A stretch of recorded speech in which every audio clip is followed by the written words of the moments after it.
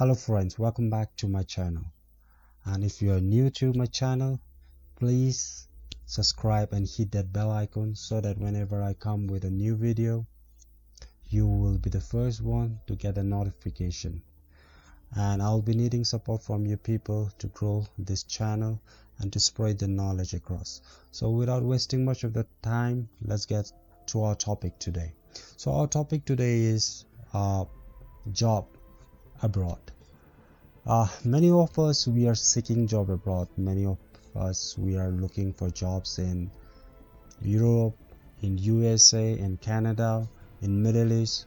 And today specifically we'll be talking about European countries. Like what is the procedure, how you should apply the job. There are a lot of companies out there, a lot of agencies, a lot of consultancies who fraud with many candidates. They fall into their trap, they lose their money. So to safeguard from all those things and to find a proper path, today I'm coming up with this video. I hope this will help you and help you to find a better job with better companies, better salary in a better country. So the first question is, how should you apply, or where should you apply? Many of the candidates, they make a mistake, and the biggest mistake of lot of the candidates is this: they just go to some agency, they have a talk with them, and after having a talk with them, they will discuss about the job without much verification, without much of their homework. They will be trusting those people for the job, no matter what kind of a job they will be putting before. Maybe they will be saying about the job which is relevant in the other country with a good package of salary. But most of the times what happens is that when the candidates land in that country, they don't find the job which has been promised to them, if you are lucky enough. But if you are not lucky enough, most of the time the candidates, they get fraud. So today we'll be talking about recruitment in Poland, in Europe. Now the first thing you have to understand is the category of job skill that is required in Europe. So we'll be talking about two skills. One is unskilled labor and another one is skilled labor. Now for the proper job in Europe, what type of people or what type of agency you should look out for, who will not fraud with you, who will show you the right path. Once you reach in that country, you get a proper job with a proper salary, with a proper accommodation, with the proper facilities. The other thing you have to understand is if you need to pay anything for that job, or is the job free. Many times, many of my candidates who comes to me, they say that, sir, I have received an email regarding a job from Canada, from USA, these things and that thing, and they show me, and many a times I suggest them not to go for it. Many a times I advise them that that is not the proper channel, and some of the candidates who do not listen to me, they fall into trap. So first of all, you have to understand what is the proper channel for me to apply for job abroad. Well, my friends, in India there are more than 3,000 to 4,000 consultancy who provide job abroad or who promises to give you a job.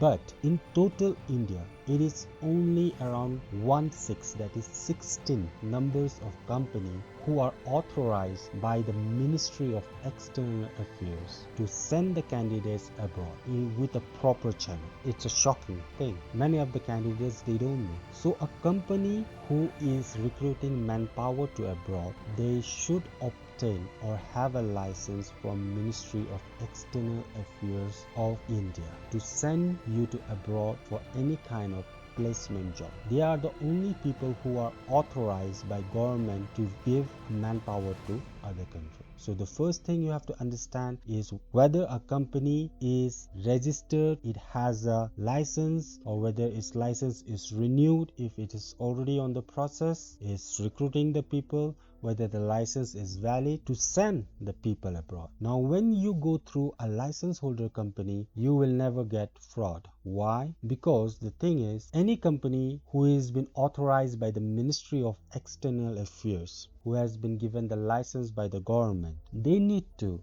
give some amount of security amount to the government before they start up this setup.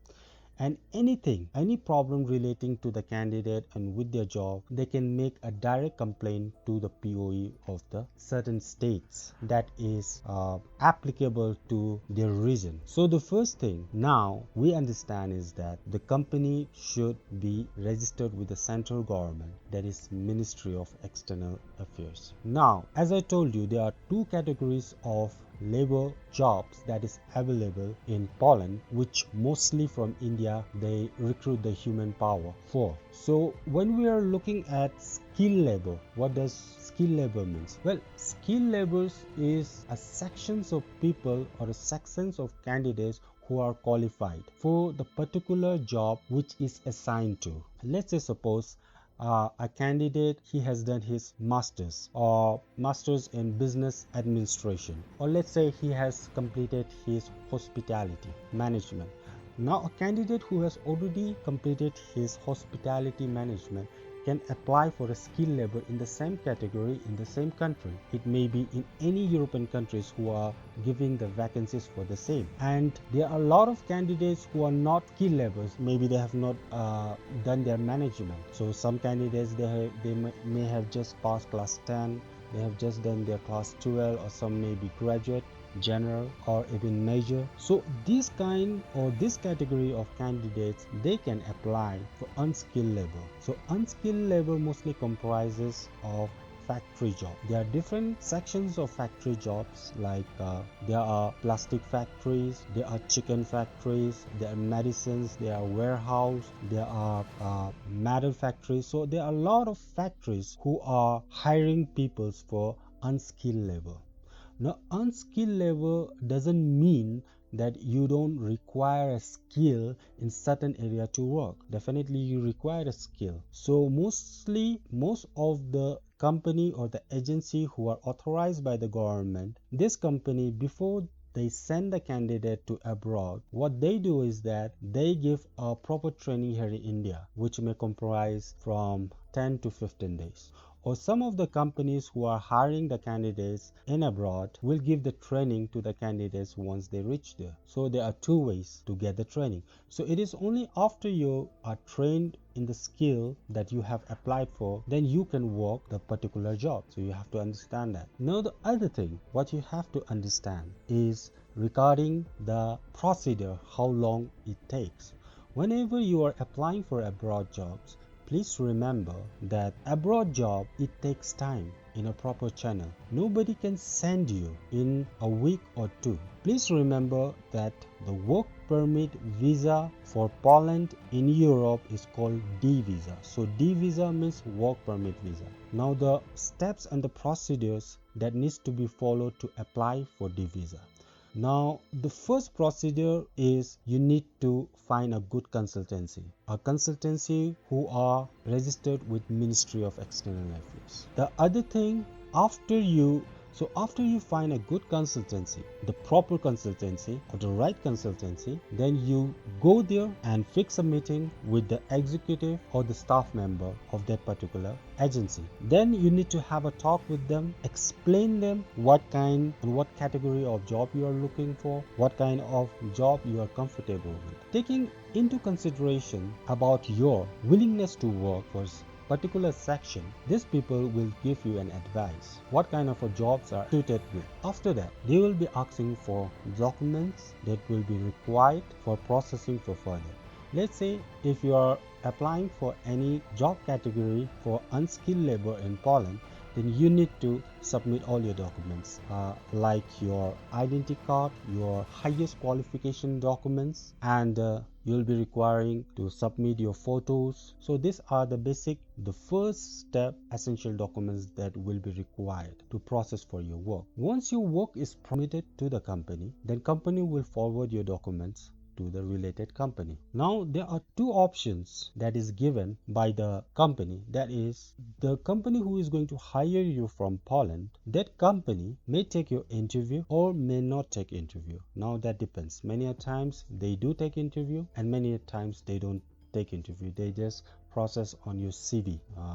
Whatever is mentioned on your CV, on that basis they process. So this is the first step. Now the second step, if the interviewer takes your interview and if you are selected, then you need to go for medical checkup. So in medical checkup, everything thoroughly will be checked from your head to toe.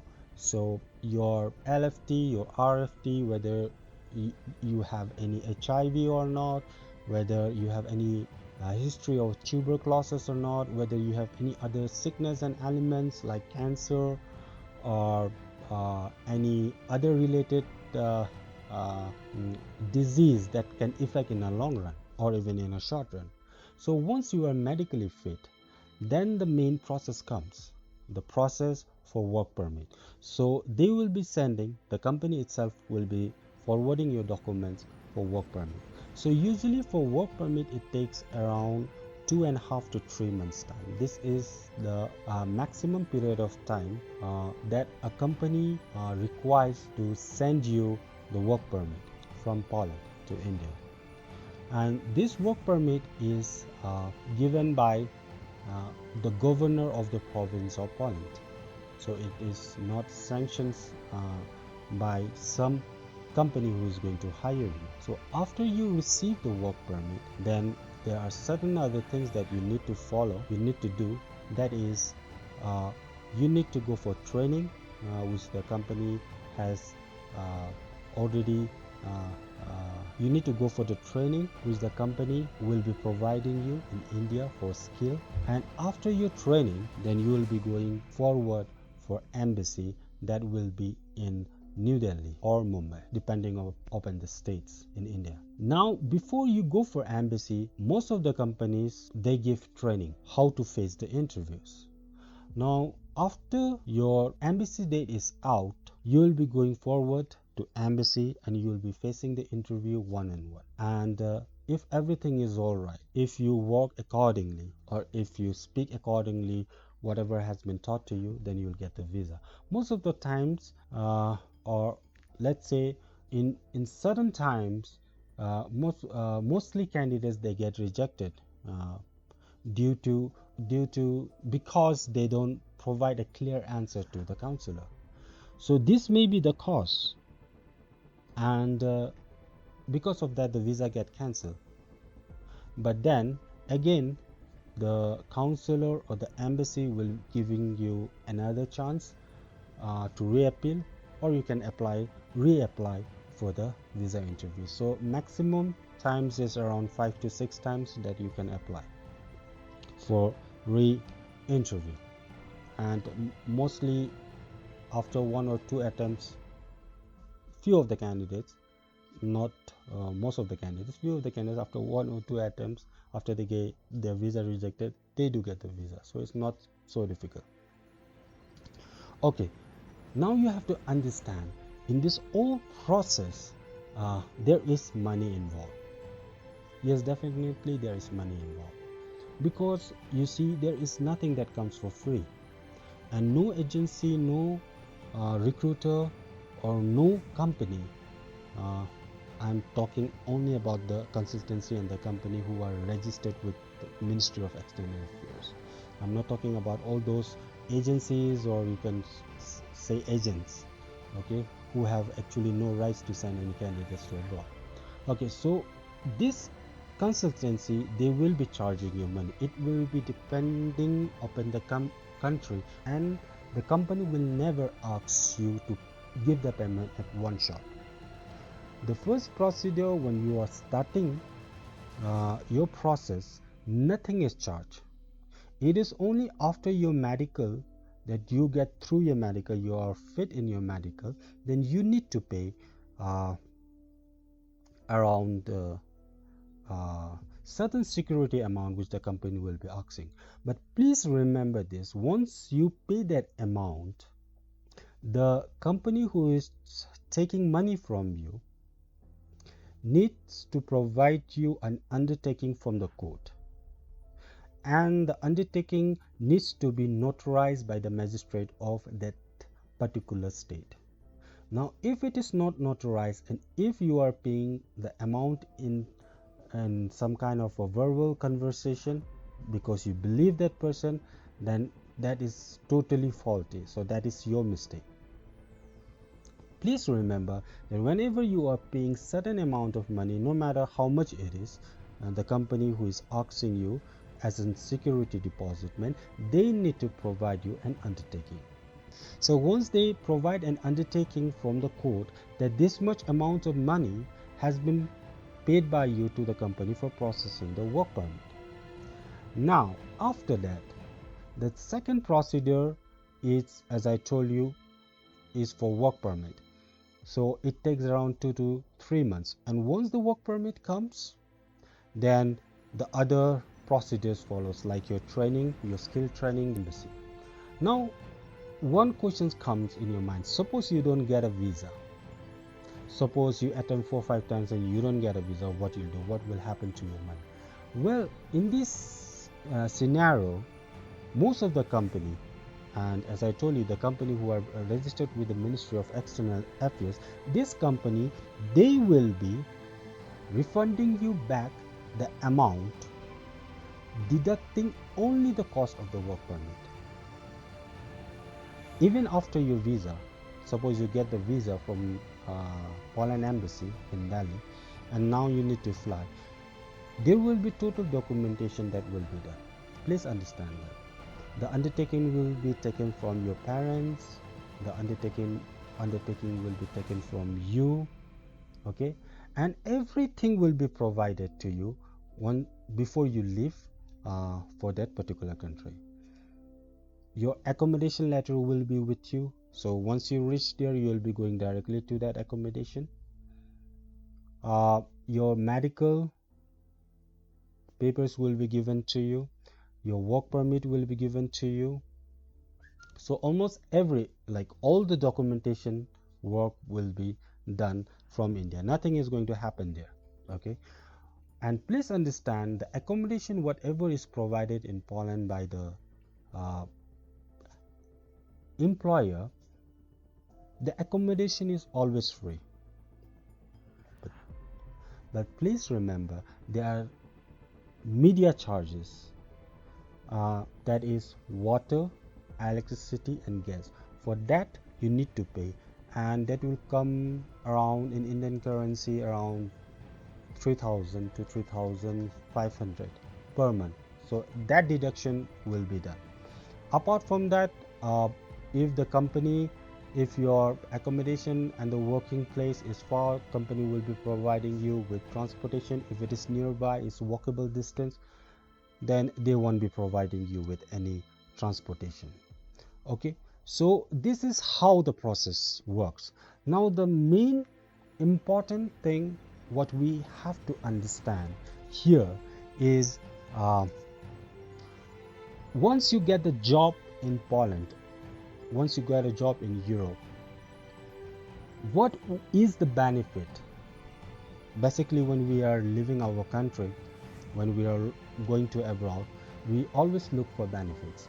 So the first benefit is that you are entering that country legally. You are not going in any kind of a tourist visa or any kind of other ABCD visa. Sorry, ABC visa, okay? You are going in a D visa. So D visa is a work permit visa. That means the government of Poland is legally appointing you to come to their country and work for them. And the other thing, when you are moving out from India to Poland, you are getting registered with e-migrate. Please understand, this e-migrate is the portal of government. So if you want to check out with some company whether they are fraud or not, whether the company exists or not, or whether they have fraud or not, or if they are registered with the Ministry of External Affairs, you can always go to emigrate.com. okay, so this is a government portal. So what is the benefit of getting registered with emigrate? Is that suppose anything goes wrong with you in foreign country, then the Ministry of External Affairs in India will be seeing all your datas in that portal, and after they receive the data, they can execute to help you out. So that is the biggest benefit of emigrate.com. Okay, so now once you move from India to abroad, the first thing, the benefit that Poland in Europe gives you is TRC, that is temporary residency certificate. Now, how can you obtain? The temporary residency certificate can be obtained by a candidate only if he has worked in that country for minimum 6 months, because to apply for TRC you need to submit your 6 months tax receipt to the government, that you have paid a tax to the government of Poland. So this is the first thing you have to understand. The other thing, after you receive the TRC, the benefit of TRC is that the government is giving you an accessibility to stay in that country for 2 years more, because usually for Europe you get only 1 year visa, working visa. Okay, so once you get the TRC, it is going to help you for an extension of more 2 years. So 2 plus 1 is equal to 3 years. Now after 3 years you can apply for PR, that is permanent residency, and after PR, after 5 to 6 years you can apply for citizenship. Okay, so that is the benefit. So the biggest benefit to fly to Poland or to fly to Europe is you are making a career. Okay, you are settling yourself. It is not like some other countries like Middle East where you can go, you can work, but you get no benefit. You can obtain no documents from there. You cannot think of settling out there. Okay, so the benefit that Europe gives you in terms of career is that you can settle out in that country legally. Okay, I'm talking about legally, and you need not go to some other countries or run or hide. No need to do all those things. And the other benefit is that if you want to move from Poland to some other country, maybe to some good countries like Spain, Netherlands, or some other UK, or some other good countries, there are good opportunities that is provided by the government of that country for an accessibility, because as you are legally in that country. So friends, with this I want to end my video today, and do comment me below, and you can ask me any kind of question relating to this job, and hopefully I'll answer you. This is a part 1. I'll be soon coming out with part 2 for Poland job, like what are the working conditions, how much will you be paid, should I use employment agency. So there are a lot of questions that may be going through your mind. So please post me your comments and your questions below, which I need to answer you in your next videos, and I'll be making that same video for you all. Thank you so much for watching, and if you are new to my channel, please subscribe and hit that bell notification. Thank you, and thank you for watching.